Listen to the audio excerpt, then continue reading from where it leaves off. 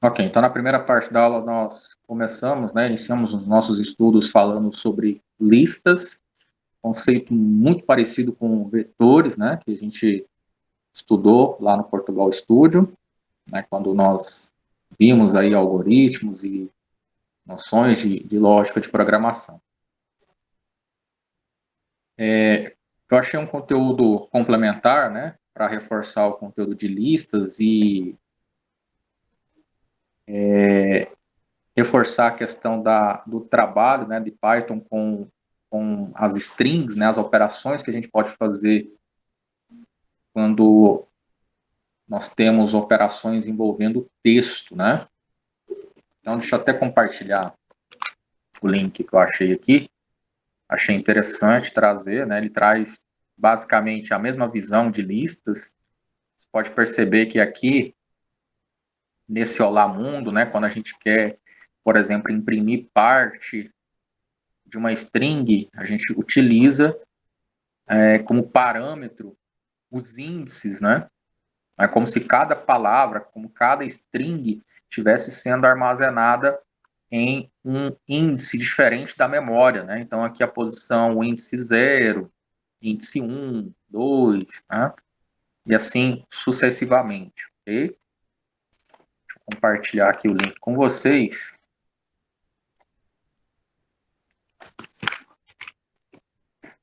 Tá aí o link.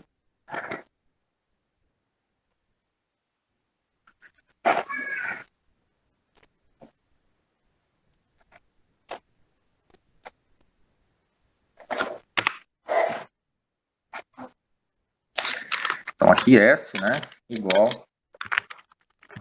atribuído a ele o olá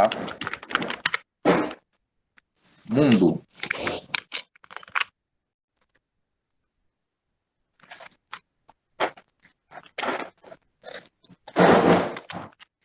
Em seguida, os comandos prints para exibir as informações. Então, eu vou dar o comando print, o nome da minha variável, que é S, onde foi atribuída o Olá Mundo. Abre colchetes, coloco o 0. Eu vou reaproveitar o código, vou colar na linha seguinte.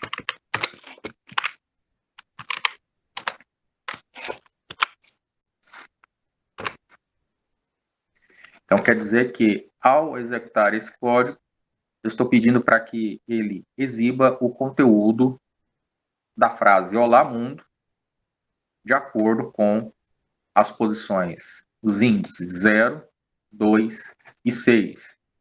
Levando em conta que a posição 0, o índice 0, é o O, maiúsculo, de Olá Mundo. O índice 2, 0, 1, 2, é o A com o acento, de Olá. E a posição 6, justamente a letra U, Olá. O índice 0 no o L 1, o Olá 2, a vírgula 3, o espaço 4, o M 5 e a letra U, o índice 6. Tá? Ele conta, inclusive, os espaços juntamente aqui com a vírgula, o ponto de exclamação que eu tenha colocado. Então, ele faz essa contagem. Tá? Então, é importante levar em consideração esses critérios aí para que você possa determinar a impressão, a operação com as strings, Então, na hora de executar esse aqui, botão direito, Run Test, ele vai executar justamente aqui. Eu coloquei diferente. Tá, é porque eu me esqueci da vírgula, tá? Eu não coloquei a vírgula, ele, em vez de U, ele pegou a letra N, tá? Então, vou vir aqui, botão direito, Run Test, e aí ele imprime exatamente o que está no exemplo ali, tá? No caso da string Olá Mundo, temos a seguinte associação entre índices e caracteres, né? Então, ele está organizado justamente como eu havia comentado, né? Podemos também acessar os elementos em ordem reversa, usando índices negativos. Neste esquema, o último caractere de uma string está no índice -1 e o penúltimo no índice -2, e assim por diante, como mostrado no exemplo, né? Então, eu posso inverter a impressão dos elementos de uma string, né? A mesma situação, ela procede também para listas, tá? Então, print o nome da minha variável, abre colchete, -1, né? Depois, -2 e -4. -1 é o último elemento da frase, né? Que é do tipo string. Então, ele vai trazer o ponto de interrogação. -2, ele vai trazer o penúltimo, a letra O. A letra N, -4, né? É isso mesmo. Então, aqui eu tenho -1, -2, -3, -4, né? Se fosse a letra U, -5, -6, o espaço, -7.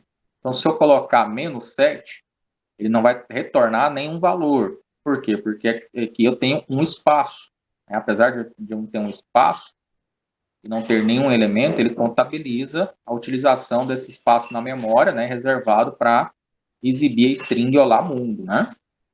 A vírgula também, tá? Então, quando eu tenho impressão em ordem reversa, eu coloco um número negativo, ok? Só demonstrando, né?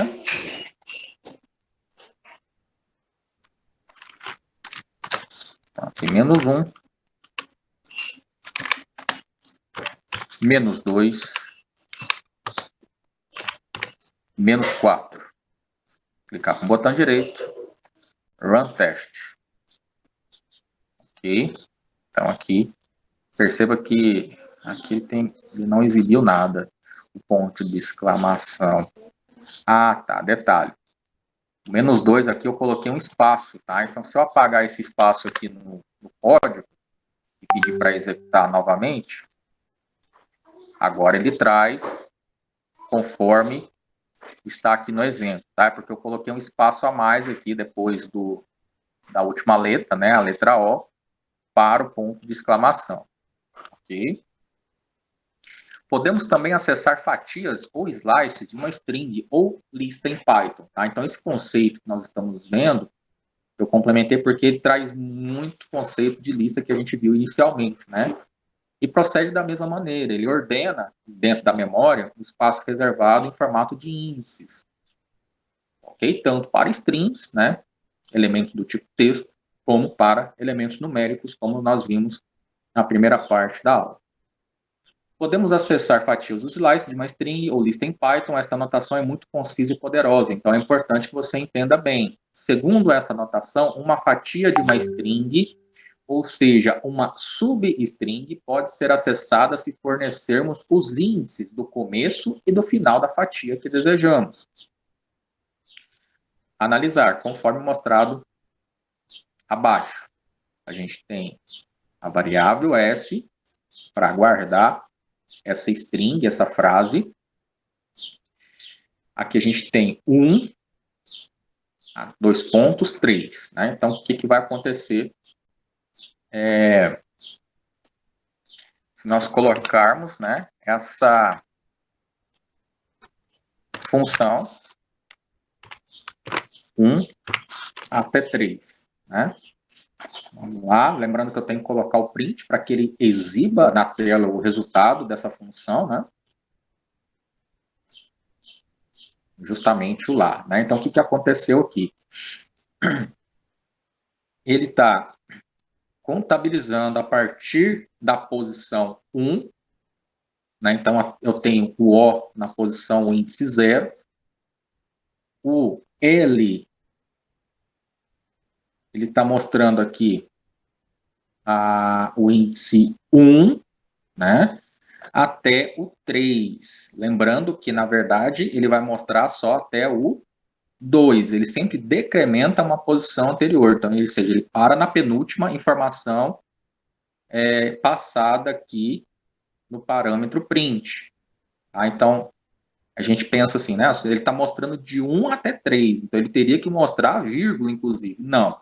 Ele decrementa, ele mostra sempre até a penúltima informação daquele range, né? Daquela lista que você determinou. Posição 1 até 3. Né? Então, ele vai, na verdade, mostrar até 2. Então, ele realmente vai mostrar só esses dois elementos. Se eu quisesse mostrar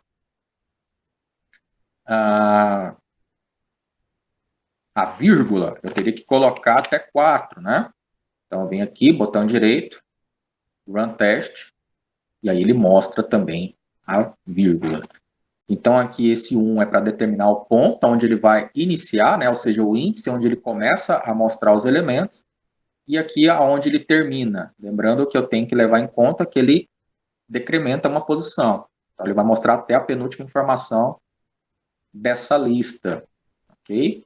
Note que, como mencionamos anteriormente, os índices de uma string começam do 0 e não do 1. Tem que levar em conta essa situação também.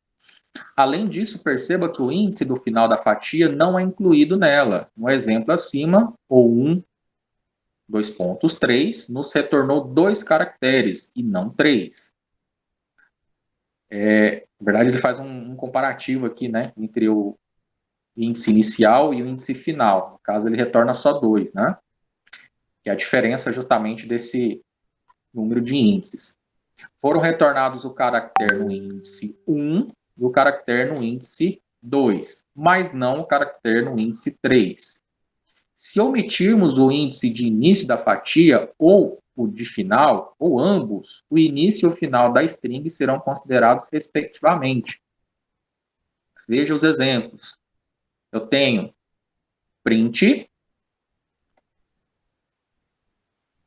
a variável s para armazenar a string, 2 pontos, 3. O que acontece? Ele retorna. Aqui, ó, tenho esse aqui. Esse primeiro aqui, ele vai considerar as 3 posições, né?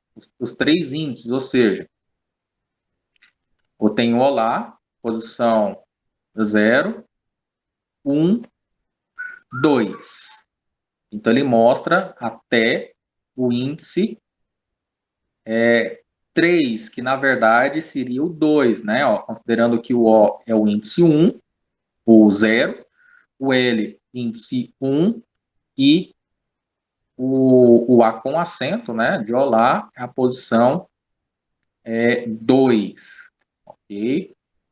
Então, aqui eu coloquei 3, mas na verdade ele mostra as duas posições, né? Print 5, 2 pontos. Os 2 pontos agora vêm depois, né? Então, o que acontece? Eu tenho aqui a frase Olá Mundo, né? Novamente aqui, índice 0, 1, 2, 3, 4, 5. Ele mostra a partir da posição, ou seja, do índice 5, o restante da minha lista, né? Que é o que justamente ele vai fazer. Ele traz a palavra mundo, né? Juntamente com um ponto de exclamação. E aí, o print que vocês já conhecem para exibir toda a estrutura dessa string, né? Ou de uma lista, conforme nós vimos na primeira parte, é o print. E aí eu não indico nem o início, nem o término da posição, do índice, fazendo com que ele mostre todo o conteúdo dessa string, todo o conteúdo de uma lista, por exemplo, né? Ok? É possível ainda especificar um parâmetro que indica quantos caracteres devem ser processados de cada vez. Por exemplo, se quisermos imprimir somente os caracteres nos índices pares ou ímpares de uma string, podemos fazer assim. Eu tenho uma variável S para armazenar a string com a frase Olá Mundo.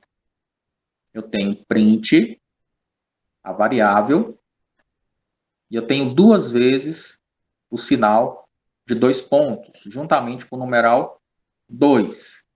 Significa que ali ele vai fazer a impressão somente dos caracteres com os índices pares, né?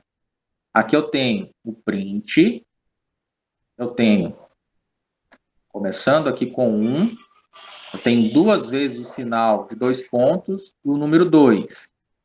Imprime os caracteres nos índices pares.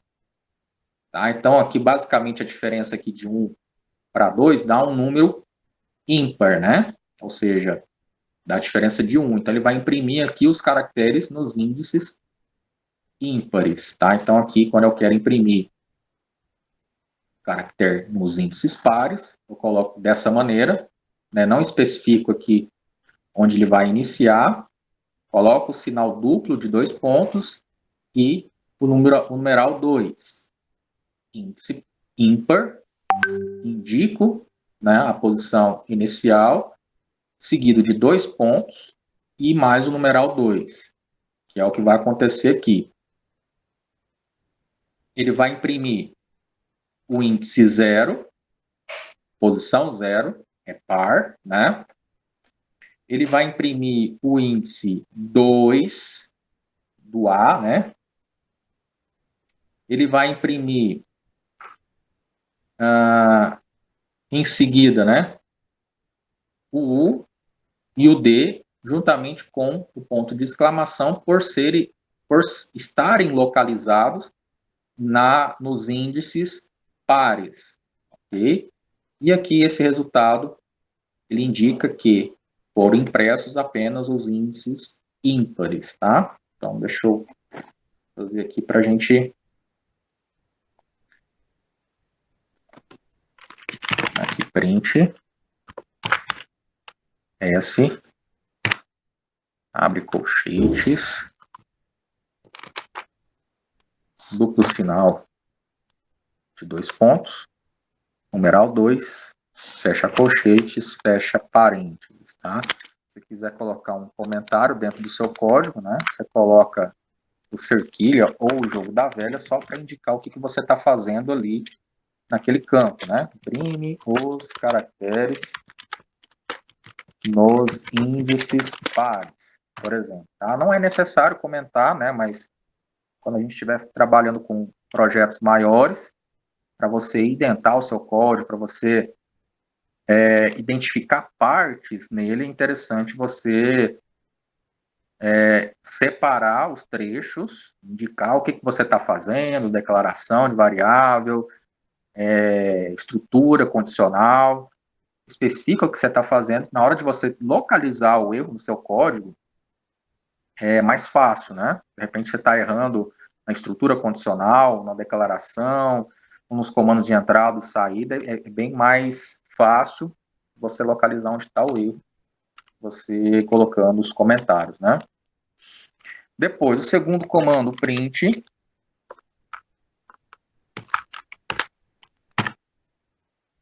variável S, abre colchetes, 1, sinal duplo de 2 pontos, numeral 2. Vai imprimir os índices ímpares, né? Então, na hora de eu colocar aqui para executar, run test, exatamente o que foi proposto aí no exemplo, né? Um outro exemplo útil do uso da técnica de slicing, né, que é fatias, onde ele mostra informações em fragmentos, em pedaços dentro de uma lista, ou até mesmo dentro de operações com strings, que resultam em substrings, né, outras informações. A gente tem aqui a possibilidade de inverter uma palavra ou frase, usando somente operações, né? Então, a mesma coisa que a gente viu lá para mostrar o último elemento da lista, o último elemento da string, né? A gente invertendo, a gente pode inverter aí, né? Os elementos dentro dessa string. Então, vou utilizar aqui.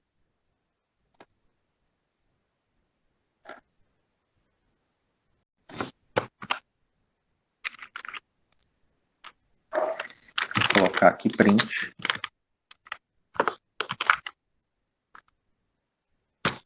Frase foi colocado para ser uma variável que vai receber esse valor aqui, né? Mundo, vasto, mundo. Então, aqui, na verdade, eu não vou copiar essa frase, eu vou utilizar já o que a gente tem aqui, né? Olá, mundo. Então, eu vou aqui em print s, abre colchetes, duplo sinal de 2 pontos, -1. Né? Então, o que vai acontecer aqui quando eu executar esse código? Ele inverteu, ele fez um espelhamento da frase, né?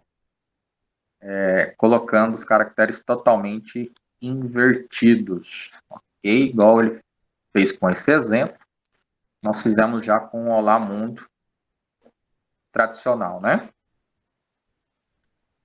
No exemplo acima, usamos um terceiro parâmetro do recurso de slicing para indicar que retornamos toda a frase, né, os 2 pontos, e logo em seguida dizemos que faremos isso de trás para frente, por meio do -1 no final.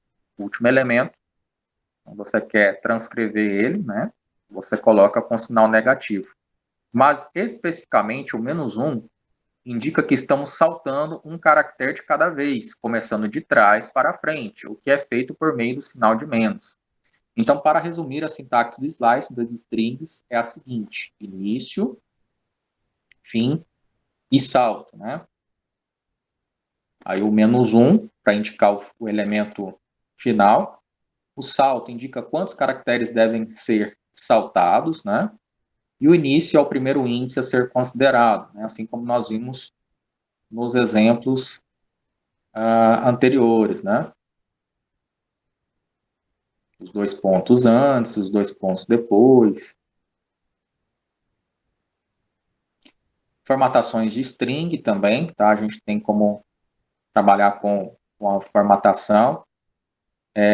Na aula de ontem, a gente utilizou esse abre chaves aqui e o fecha dentro de de uma frase, né, de um parâmetro de saída, uma mensagem que vai aparecer para o usuário, formatando aqui a questão de você determinar dentro de cada chaves a exibição de um resultado, né? Então, por exemplo, eu tenho aqui, eu tenho uma frase, né, um triângulo de base igual a, aí eu deixei aqui esse espaço reservado, né? Então, para o 0, deixei esse espaço aqui reservado para o 1 e aqui para o 2. Utilizei o ponto format para indicar que ali dentro, ou seja, da posição 0, 1 e 2, vão ser preenchidos de forma respectivas os valores 3, 4 e 12, levando em conta que o 3 vai aparecer na posição 0, o 4 vai aparecer na posição 1 e o 12 na posição 2. Ok? Na aula de ontem a gente tinha trabalhado dessa maneira, né? Só que colocando depois do format a variável juntamente com os valores, né? Ou seja, aquela variável vai ser executada e ganhando valores diferentes, e aí dentro de cada colchete aqui, né? Na verdade não é colchete, abre e fecha chaves, onde ele vai armazenando esses valores, né? Então ele vai mostrar essa frase: um triângulo de base igual a 3 e altura igual a 4 possui uma área igual a 12. Né? Então, esse parâmetro aqui, abre e fecha chaves, ele determina como se fosse campos de máscara, né? Onde espaços que são reservados para que ele exiba uma determinada informação. E aí ele dá um print aqui, né? Chamando a variável para que seja exibida o conteúdo na execução. Ok? Então, basicamente, as operações aí com strings, né? Se resumem a situações básicas como essa, tá? Aqui ele mostra até um recurso online, né? O pessoal às vezes não tem o instalador, o PyCharm, né? O PyCharm, o Idle no computador, né? Eu mostrei como você pode praticar no celular também, né? E aí tem os recursos online, tem esse aqui que é o script.py, né? Você treina o código de forma online também. Se você vir aqui no Google e digitar aqui Python online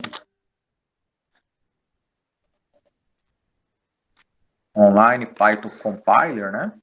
Você consegue treinar os códigos aqui também da mesma forma e clicando aqui para compilar, né? Para executar o código e aí tendo os mesmos resultados como se a gente tivesse num compilador tradicional, ok? Voltando aqui ao nosso conteúdo,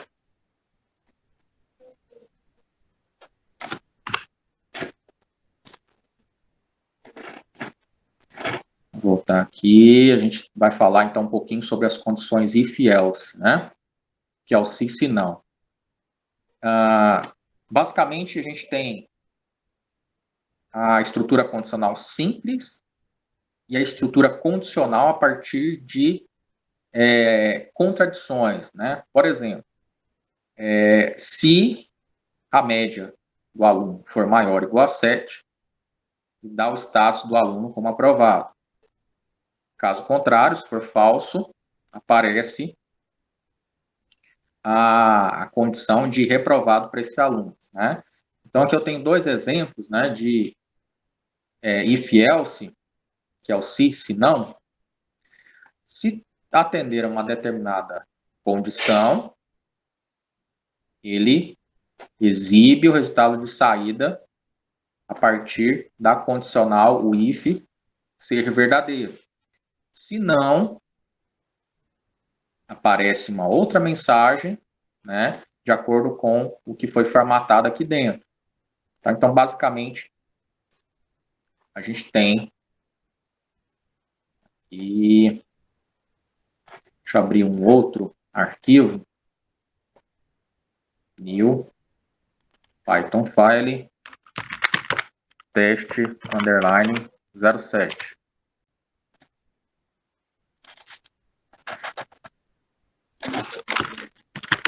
Uma variável com chamada nome, né? Igual, vai receber dados do tipo str, string, né? E aí é importante quando nós estamos fazendo operações, principalmente com condicionais, operações aritméticas, operações lógicas, né? Como essa, como se não, de indicarmos no input, né? Que vai ser o comando que vai receber uma informação do usuário, né? Vai fazer a leitura dessa informação, de nós indicarmos, apesar de Python ser uma linguagem dinâmica, de nós indicarmos aí que tipo de dado vai ser esse, né? Então, vai ser um str, tipo string. Input. Dois pontos. Qual é o seu nome?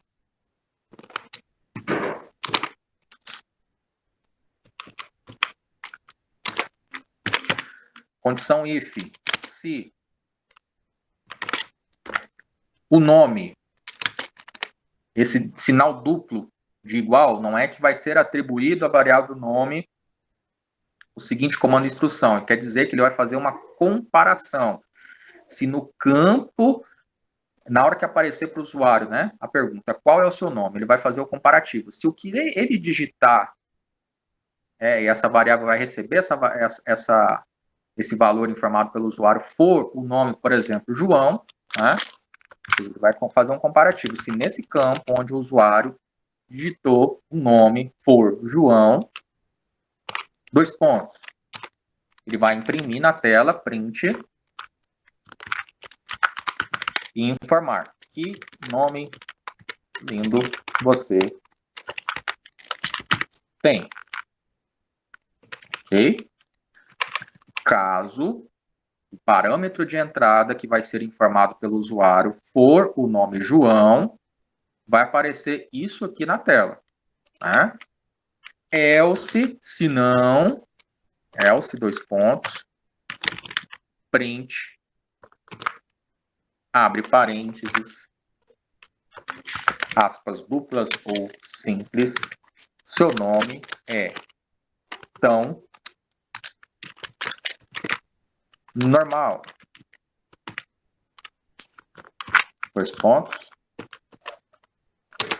E em seguida, aparece uma mensagem de boas-vindas, bom dia, abre e fecha chaves, ponto de exclamação. Quando eu deixo um campo reservado como esse, eu preciso do ponto de exclamação junto, para que em seguida, depois das aspas duplas ou aspas simples, ele receba o format, e aí eu exiba aqui dentro desse abre e fecha chaves o nome que foi digitado aqui no parâmetro de entrada, né? Então aqui eu digito o nome. Então basicamente o que vai acontecer aqui? Vai ser pedido para o usuário digitar o nome. O if, ele vai fazer um comparativo. Se a variável nome receber realmente o nome João, vai dar essa mensagem, que nome lindo você tem, em seguida vai encerrar a execução do programa, né, a execução do algoritmo, informando boas-vindas, bom dia, tá? E vai pegar exatamente o conteúdo que foi armazenado na variável, né? Lembrando que eu tenho aqui um comando input para fazer a leitura dessa informação. Caso o nome não seja João, eu tenho um else que vai fazer esse segundo processo. Ele vai dar uma mensagem mostrando que o seu nome é tão normal e em seguida vai dar o print, né? Bom dia, dando as boas-vindas para ele juntamente com o nome que foi guardado na variável, né? Que variável que é? Variável nome. Ok? Então eu vou executar. Qual o seu nome? O que aconteceu? Ele passou para o se não, né? Informando a mensagem, seu nome é tão normal. Em seguida deu a mensagem de boas-vindas. Tá? Então, independente do if ou do else, ele executa uma dessas duas condições, se ou se não, juntamente com a mensagem configurada de bom dia. Né? Então, tem um bom dia, abre e fecha chaves, ponto de exclamação, ponto format, para trazer aqui dentro desse abre e fecha chaves, né, que é o que eu comentei lá no trecho anterior, que é um espaço reservado que eu deixo para que ele exiba uma determinada informação ali dentro. É como se fosse uma máscara. Igual quando eu tenho um formulário de cadastro. Eu tenho um campo nome, eu tenho um campo RG, tenho um campo CPF. Dentro daquele campo CPF, eu posso colocar uma máscara que vai receber quantos caracteres ali dentro? 11 caracteres, né? Telefone, que eu tenho que colocar o DDD, o código postal, o CEP, né, por exemplo. Então, ali dentro eu determino que aquele campo vai receber um determinado formato, né? Eu tenho format de acordo com a variável que foi recebida aqui no parâmetro de entrada, ok? Então, se eu colocasse aqui na hora de executar, né, o nome João.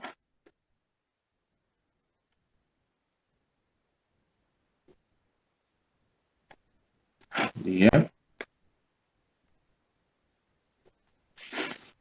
pedir aqui para executar de novo.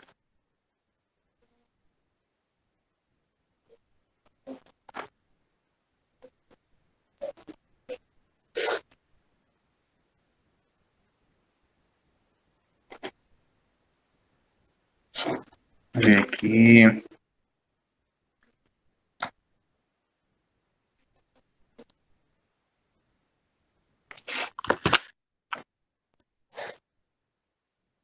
Ok, vamos lá tentar.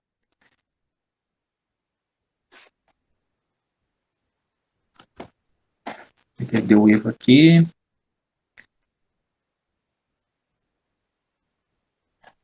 Copiar essa.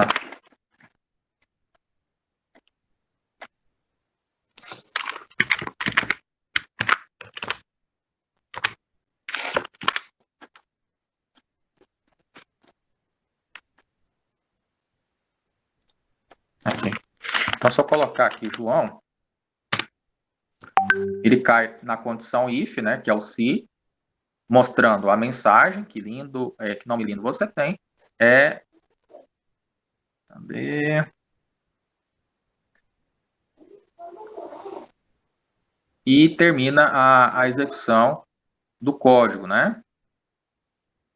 Então, na verdade, aqui o bom dia, ele vai ser executado aqui somente se for colocado aqui a segunda condição, que é o else, né? Que é o se não. Para que ele exiba essa mesma mensagem aqui, na condição do nome ser igual a João, eu vou replicar aqui esse código, né? O bom dia. Executo, coloco o nome igual a João. Que nome lindo você tem. Bom dia, né? Seguido do parâmetro de entrada que foi configurado a partir do abre e fecha chaves e a partir da função .format, né? Ok? Então, basicamente, estrutura if else, aí tem o composto, né? Vamos fazer a estrutura composta com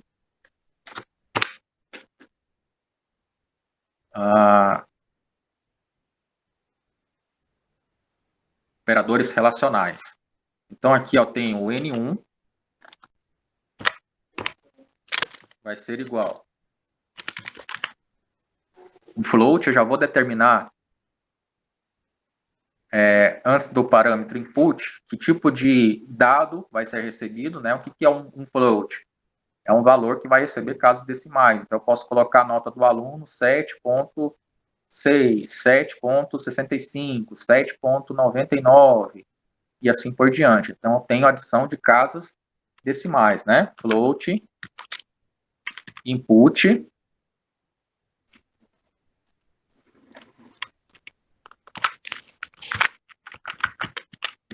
aspas duplas, digite a primeira nota. N2,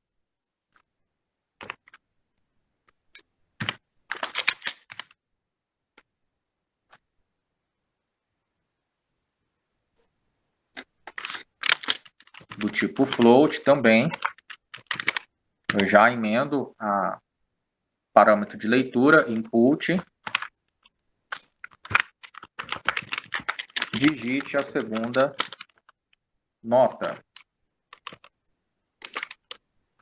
Eu tenho uma variável chamada m, para trazer a média, onde a média vai ser a soma de N1 mais N2,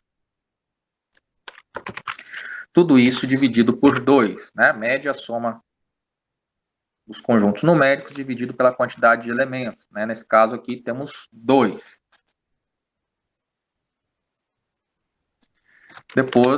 Depois nós temos print, para trazer a média. A sua média foi.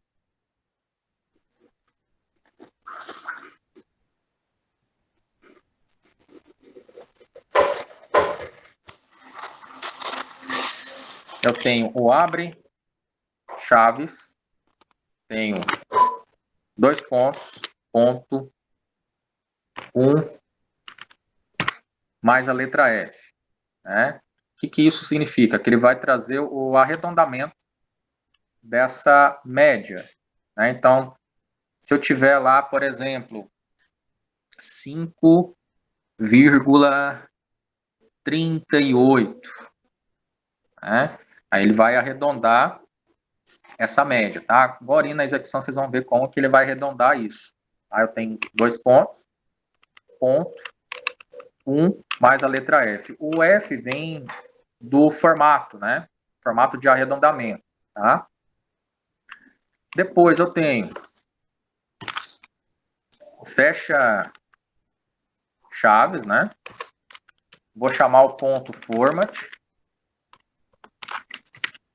e vou pedir para que ele coloque aqui dentro desses colchetes, dentro desses abre e fecha chaves, o valor que ele achou da variável m, de acordo com as notas N1, N2, né? E também da sua divisão por 2. Ok?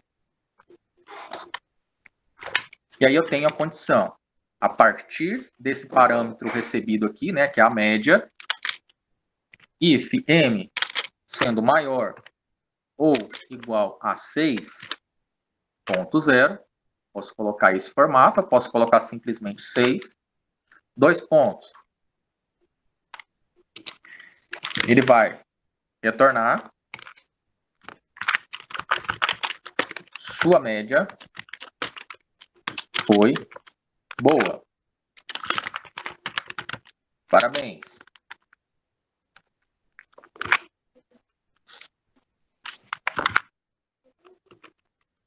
Perceba aqui que se eu não coloco, não fecho o aspas duplas, né? Ele já sublinha aqui para mim em vermelho, né? Isso é importante a gente ter um compilador como esse, que é o PyCharm, que nos ajuda, nos auxilia aí com relação à sintaxe, né? E até mesmo até achar determinados erros aí ao longo da minha codificação. Beleza, else, 2 pontos, né? Então, senão ele vai fazer o quê? Ele vai mostrar uma mensagem informando sua média foi ruim. Estude mais. Então, basicamente, a gente tem o se composto, né? Então, nós vamos executar, botão direito, run teste, primeira nota, vou digitar 4, vou digitar a segunda nota, 6, e aí ele me fala que, a partir da comparação que ele fez, né, da variável média, que recebeu o conceito 5, informando que ele está numa condição abaixo do 6, mostrando essa segunda mensagem, né? Agora, se eu executar de novo, a nota 10, depois 8, sua média foi 9, sua média foi boa, parabéns, né? Então, ele executa a primeira instrução, a primeira linha do código if, né? Mostrando aqui o valor, né, da média, primeiro, a partir aqui desse comando, e em seguida a mensagem que foi programada para ser mostrada aqui na primeira parte da condição, da estrutura de condição. Ok? Mas basicamente estrutura. Se acontecer isso, mostra a primeira parte da estrutura, se não, mostra a segunda parte da estrutura de condição if else. Ok? Tem uma maneira de simplificar, né, condição simplificada, onde nós temos esses parâmetros, N1, N2 e M, né? Porém, deixa eu voltar aqui. Deixa eu até colocar para rodar, para executar de novo. Então, direito, run teste. Vou colocar aqui 4.65. Segunda nota, eu vou colocar 8,65. O que aconteceu aqui? Ele trabalha com arredondamento, né? Então, essa parte aqui do código, onde eu tenho entre chaves, né? Eu tenho 2 pontos, depois eu tenho ponto e tenho o número 1. Então, ele arredonda para cima, né? Arredonda para cima.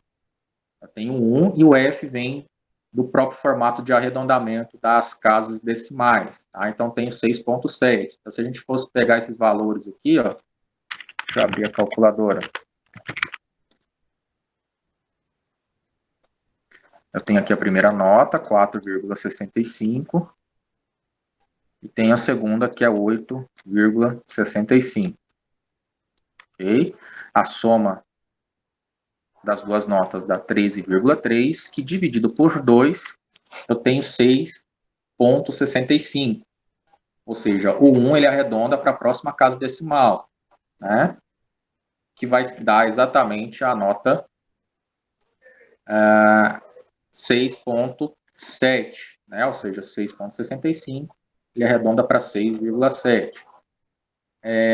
Se eu colocar aqui, fazer um teste aqui com menos 1, ele vai dar um erro aqui. Vamos executar, só para ver um detalhe. Primeira nota, eu vou colocar 6,65. Segunda nota, vou colocar 9,42. Ele vai dar um erro. Não, não é menos, é...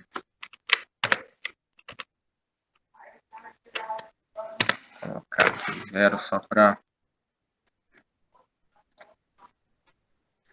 Primeira nota, 6,62, 7,56. 6,62 mais 7,56 e dividido por 2 dá 7,9. Então, o que aconteceu aqui? Eu colocando 0, ele simplesmente não mostra, né, as casas decimais. Aqui deu 7,9, né? Então, ele deixou redondo, né? Sem contabilizar as casas decimais. Então, eu poderia colocar, se a média fosse 7,90, por exemplo, ele não arredondaria para 8, ele deixaria mostrando 7 sem contabilizar as casas decimais, tá? Então, aqui ele trabalha com justamente esse fator, né? Arredondamento de casas decimais, ok? E aí, continuando, né? Eu tinha falado da simplificação do código. Eu tenho aqui a instrução inicial, que vai mostrar a média, o formato da casa decimal. E tenho aqui, dentro do comando print, eu tenho o se e o se não juntos, economizando as linhas de código, né? A gente já tinha comentado que quanto mais eficaz você deixa o seu código, melhor é a execução, mais rápida a execução desse código, né? Vem aqui. Vou apagar essa parte. Ok. E vou colocar a condicional juntamente com a condição de saída, que é o print. Parabéns. E aqui eu já emendo um if. Coloco a condição que a média é maior ou igual a 6. Else estude mais. Então, vai aparecer para ele a palavra parabéns se a média for maior ou igual a 6. Se não, vai aparecer essa outra mensagem, estude mais. Então, basicamente, é a mesma linha de raciocínio, só que escrita de uma outra maneira, né? Então, 10 4.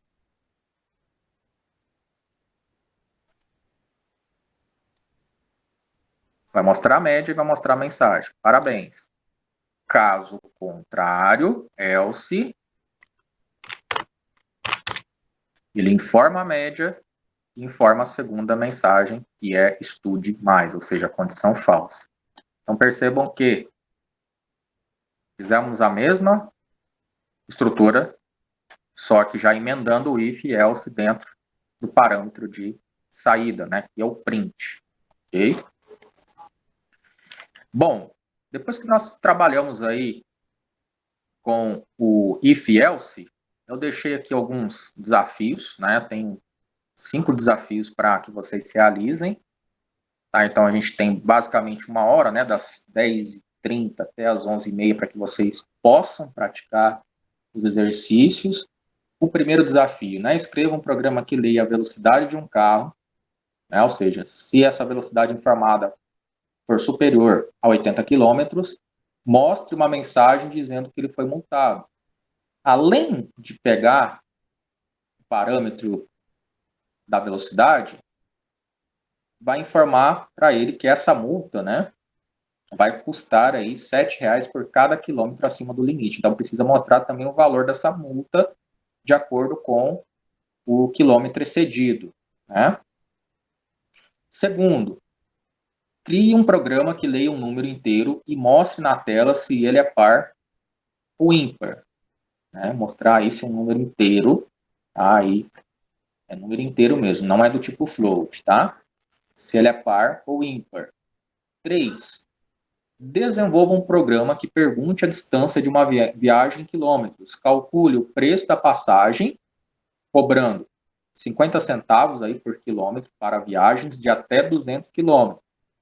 E 45 centavos para viagens mais longas, né? Ou seja, superiores aí a 200 quilômetros. Tá? Então, é se condicional. Né? Então, trabalhar as estruturas se criando variáveis para que recebam, né, esses parâmetros de entrada. 4.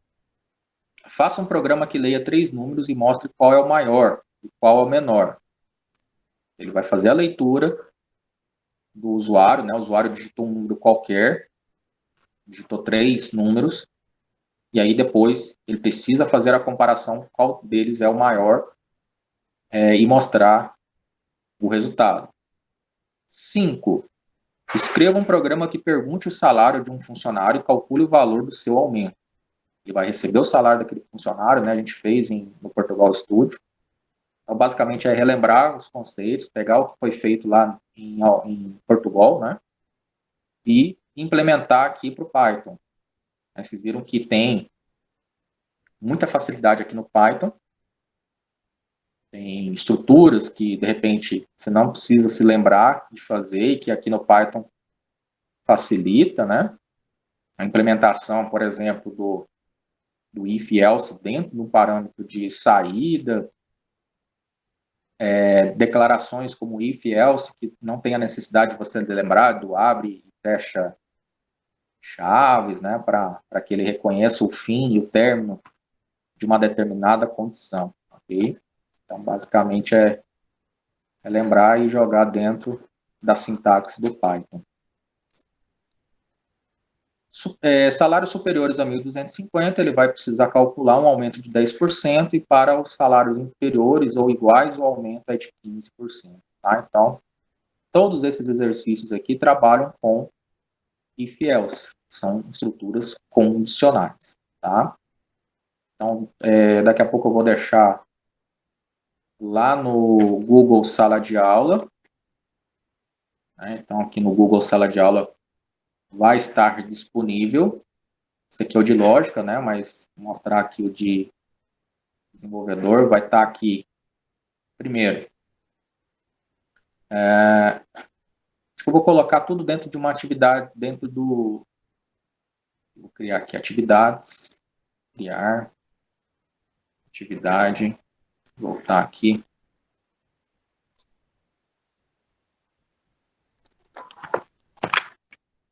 Atividades, criar.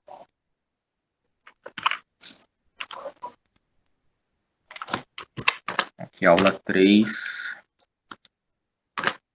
19/10, de acordo com o material visto em aula. O material que a gente utilizou na primeira parte foi a própria apostila, né? Eu vou até colocar de novo para que vocês localizem melhor o material.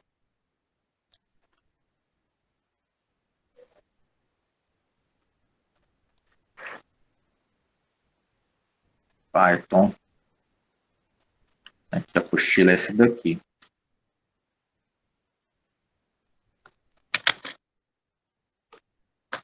De acordo com o conteúdo visto na aula de hoje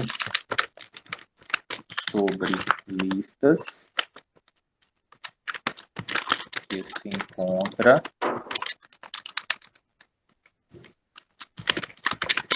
na apostila digital, páginas, né? Páginas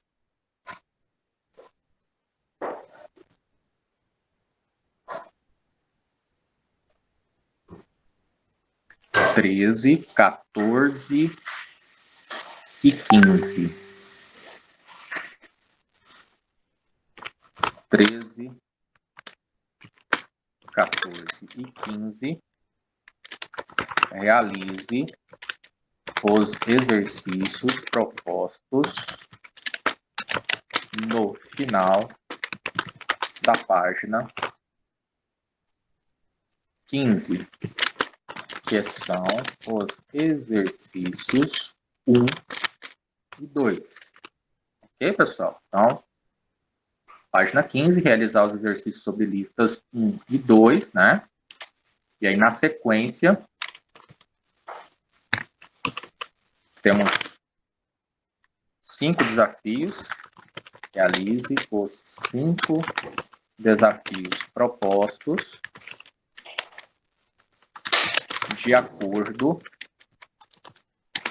com o que vimos sobre if, else. Else, se não. Faça o download do arquivo do bloco de notas e realize os exercícios de acordo com os exemplos vistos em aula. Então, eu vou colocar esse arquivo aqui também, tá? Caso vocês queiram relembrar. Aqui já está. Sim.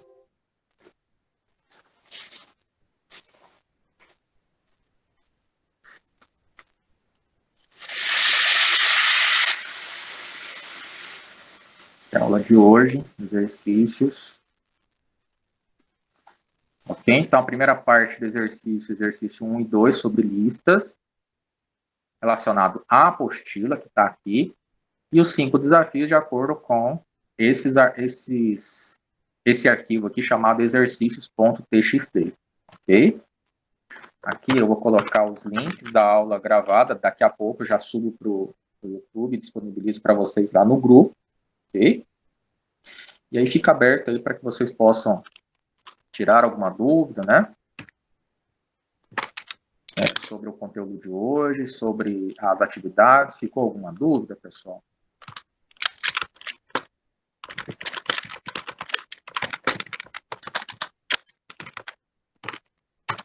Vou colocar os links daqui a pouco aqui, tá? Todas as aulas são gravadas, né? Não sei se o colega está aqui na aula ainda. Ele saiu, depois não voltou mais. Enfim, se não tiver nenhuma pergunta, Tá? Espero que vocês pratiquem. Deixa eu ver como que tá os demais exercícios, né? Dá um tempinho para que vocês coloquem os exercícios em dias, tá? Super importante, viu, pessoal? Não deixa acumular.